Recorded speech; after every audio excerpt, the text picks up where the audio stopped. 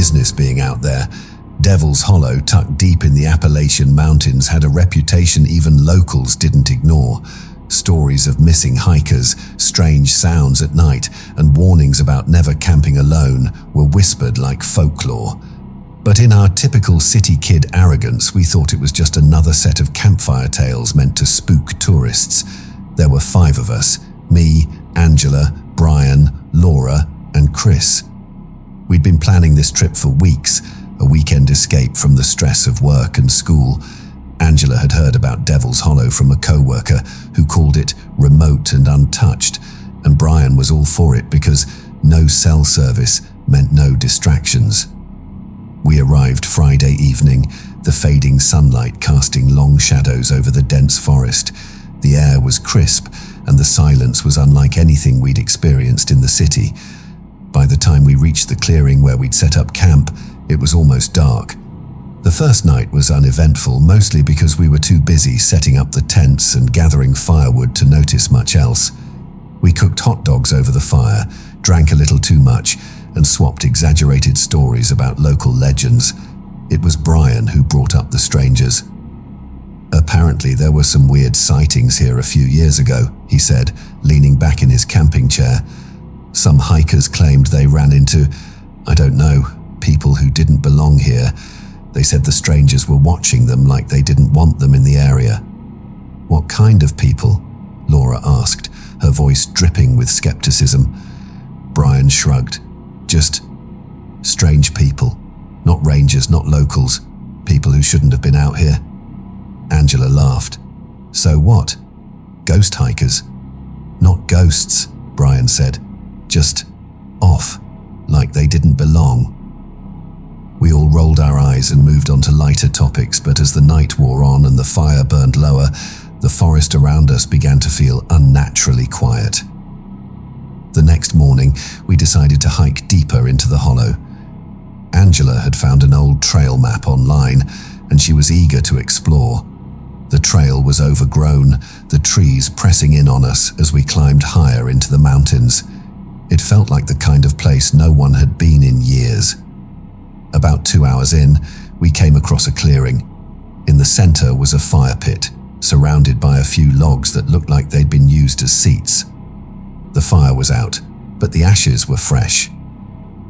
"Looks like someone camped here recently," Chris said, kicking at the embers. "Maybe hunters," I offered, though something about the scene felt off. There were no tents, no gear, no signs of anyone still around. Just the faint smell of smoke lingering in the cold air. Angela pulled out her phone to take a picture of the clearing, but Brian stopped her.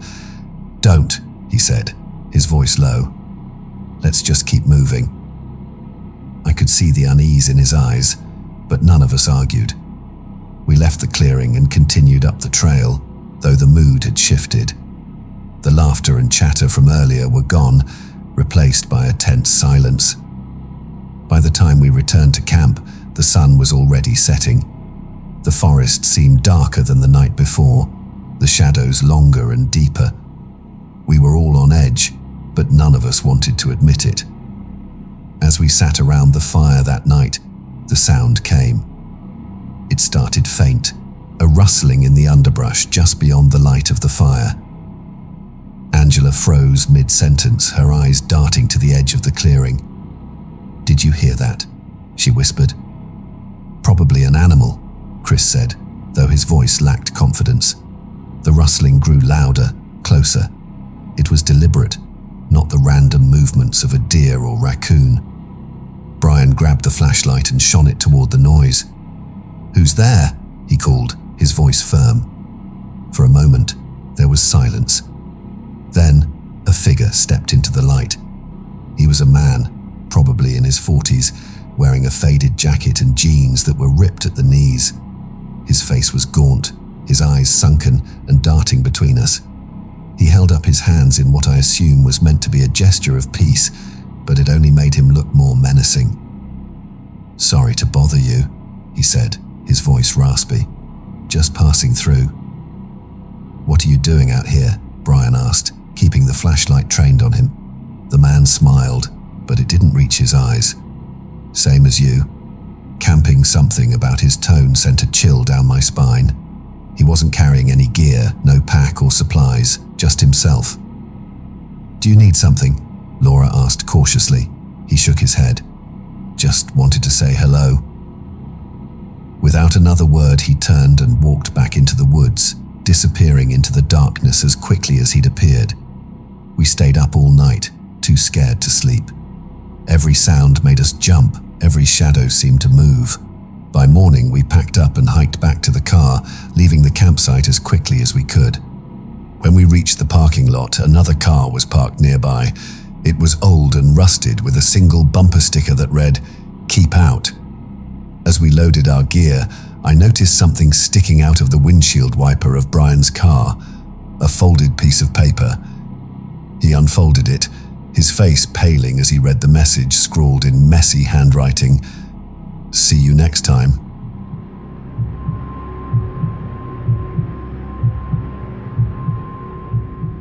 I've always loved camping. The quiet of the wilderness, the smell of pine in the air, and the sense of freedom that comes from leaving the noise of the city behind. So when my best friend Caleb suggested a weekend trip to Shenoa National Park, I didn't hesitate to say yes. We'd planned it perfectly. 2 days, just the two of us, with no phones, no distractions, and nothing but the woods and a couple of tents. The drive out was smooth, the sun casting a golden glow over the rolling hills as we left civilization behind. By the time we reached the trailhead, it was late afternoon. The plan was simple: hike to a remote campsite, set up before dark, and spend the evening by the fire. But as we pulled on our packs and started down the trail, I couldn't shake a strange feeling. The forest was quiet. Too quiet. No birds, no rustling leaves, just the crunch of our boots on the dirt path. I didn't mention it to Caleb. He'd just laugh and tell me I was overthinking it. We reached the campsite just as the sun dipped below the horizon. It was a small clearing surrounded by towering trees, with a fire pit made of stones and a weathered sign that read, "Site 12. It felt isolated, tucked away from the world. Perfect for what we wanted. Caleb got to work setting up the tents while I gathered firewood. The eerie silence of the hike had faded, replaced by the sounds of the woods coming to life at dusk.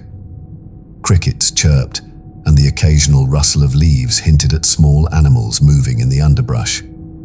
I started to relax. The fire was blazing by the time we finished dinner. We sat around it, swapping stories and laughing, the flames casting dancing shadows on the trees. But as the night deepened, that strange feeling returned. The laughter died down, and Caleb grew quiet, staring into the fire. "Did you hear that?" he asked suddenly. I paused, straining to listen. The woods had gone silent again. No crickets, no rustling, nothing. "It's probably just the wind," I said, though I didn't believe it. The air was still, and the fire barely flickered. Caleb nodded, but his unease was clear. We decided to turn in early, dousing the fire and retreating to our tents. I woke up to the sound of footsteps. They weren't the light, skittering steps of an animal. They were deliberate, heavy, like someone pacing around the campsite. My heart raced as I unzipped the tent just enough to peer outside. A man was standing by the fire pit, staring into the ashes. He was tall and broad-shouldered, wearing a dark coat that looked soaked through from the dew. His back was to me, but something about the way he stood, rigid, unnaturally still, sent a shiver down my spine. "Caleb," I whispered, shaking his tent. "Wake up." He groaned, half asleep. "What?" "There's someone out there." His tent unzipped, and he crawled out, squinting in the dark. The man by the fire pit didn't move, didn't acknowledge us. Caleb grabbed his flashlight and shone it toward him. "Hey," Caleb called. "Who are you?" The man turned slowly, his face partially obscured by the shadows. When he stepped into the beam of light, I saw his face clearly. His eyes were wide, bloodshot, and his skin was pale and clammy. But it was his expression that unsettled me the most. a twisted grin that didn't match the emptiness in his eyes. "Sorry to bother you," he said, his voice oddly cheerful. "I was just looking for something." Caleb and I exchanged a glance. "What are you looking for?" Caleb asked cautiously. The man's smile widened. "You wouldn't understand, but don't worry, I'll find it." Before we could respond, he walked toward the edge of the woods, his movements stiff and unnatural. He paused at the tree line and turned back to us. "It's not safe out here," he said, his tone suddenly serious. "You should leave before it gets worse." With that, he disappeared into the trees. We stood there, frozen, until the sound of his footsteps faded completely. Caleb finally broke the silence. "What the hell was that?" "I don't know," I said, my voice shaking, "but I'm not sticking around to find out." We packed up in record time, the adrenaline keeping us moving despite the lingering fear. As we hiked back to the trailhead, the forest felt darker, more oppressive. Every snap of a twig made us jump, and I couldn't shake the feeling that we were being followed. When we finally reached the car, we threw our gear into the trunk and climbed in. Caleb started the engine, and I glanced back at the trail. For a moment, I thought I saw the man standing just inside the tree line watching us, but when I blinked, he was gone. A few days later, Caleb sent me a link to a local news article. A group of hikers had gone missing near Shenoa, their campsite found abandoned with their gear still inside. The article mentioned strange footprints around the site leading into the woods but never back out. I stared at the screen, my stomach twisting. I thought about the man's grin, his cryptic words, and the way he'd vanished into the trees, and I wondered if he'd found whatever he was looking for, or if he was still searching.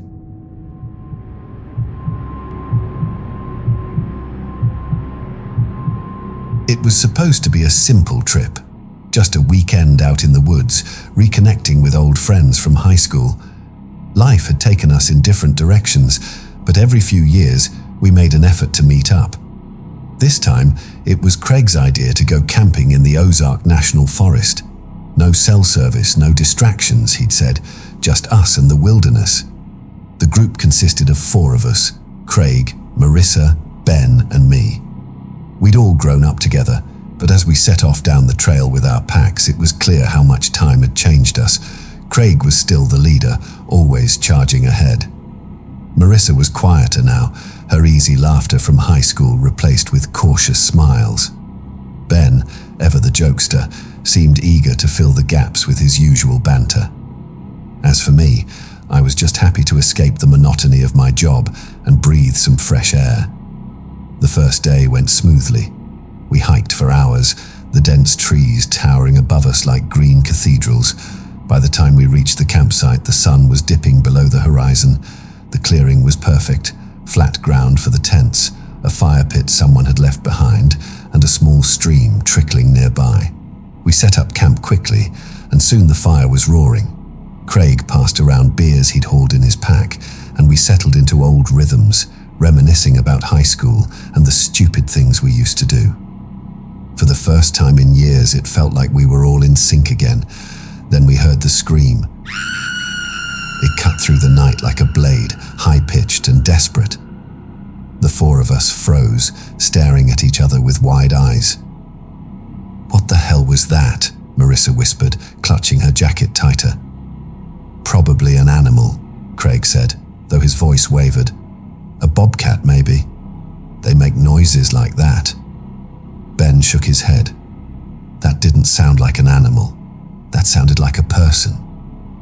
We sat in uneasy silence listening, but the forest had gone quiet. No crickets, no rustling leaves, just the crackle of the fire. Craig finally broke the tension. "Let's just stay close to camp. We'll keep the fire going all night." No one argued. The second scream came a few hours later, just as I was dozing off in my tent. It was closer this time, sharper, and it sent a jolt of adrenaline through me. I unzipped the tent and stumbled out, nearly tripping over Ben, who was already standing by the fire with a flashlight. "You heard it too?" he asked, his face pale. "Yeah," I said. "Where's Craig and Marissa?" We found them near the edge of the clearing, flashlights cutting through the darkness. Craig was gripping a large stick, his face set in a determined frown. Marissa stood behind him, her arms wrapped around herself. "It's a prank," Craig said, though he didn't sound convinced. "Some kids messing with us." "Out here?" Marissa said. "No one else is supposed to be this far out." We decided to take shifts, keeping watch by the fire. Craig went first, then Ben, then me. When it was my turn, the fire had burned low, casting flickering shadows across the trees. I sat close to the flames, the stick Craig had used earlier resting across my knees. That's when I saw him. At first, I thought my eyes were playing tricks on me. But as I stared into the darkness, the figure stepped closer, just enough for the light to catch him. He was tall and wiry, his clothes torn and dirty, his face gaunt and expressionless. He stood just beyond the firelight, watching me. "Hey!" I shouted, scrambling to my feet. "Who are you?" The others woke up instantly, rushing out of their tents. Ben grabbed the flashlight and shone it toward where I was pointing, but the man was gone. Craig wanted to search the woods, but Marissa and I convinced him to wait until morning. None of us slept after that. When the first light of dawn broke through the trees, we packed up and started back toward the trailhead. But the man wasn't done with us. As we hiked, we began to notice signs that we weren't alone. Footprints in the dirt, cigarette butts still warm from being recently snuffed out, and the faint smell of smoke carried on the wind. At one point, we found a pile of rocks arranged in a spiral directly in the middle of the trail. "He's following us," Marissa said, her voice trembling. "He's toying with us." Craig tried to stay calm, but even he looked rattled. "We'll be fine," he said. "We just need to keep moving." The final encounter happened less than a mile from the parking lot. We came around a bend in the trail, and there he was, standing in the middle of the path. In the daylight, he looked even worse.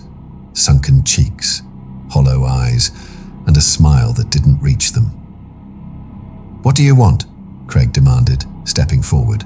The man didn't answer. He just tilted his head and pointed at us with one long bony finger.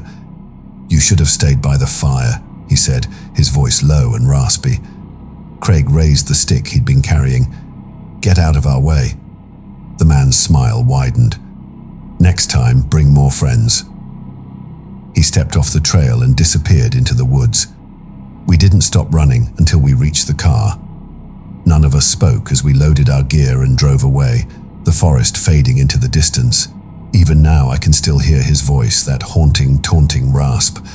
I don't know who he was or what he wanted, but I'll never go camping again.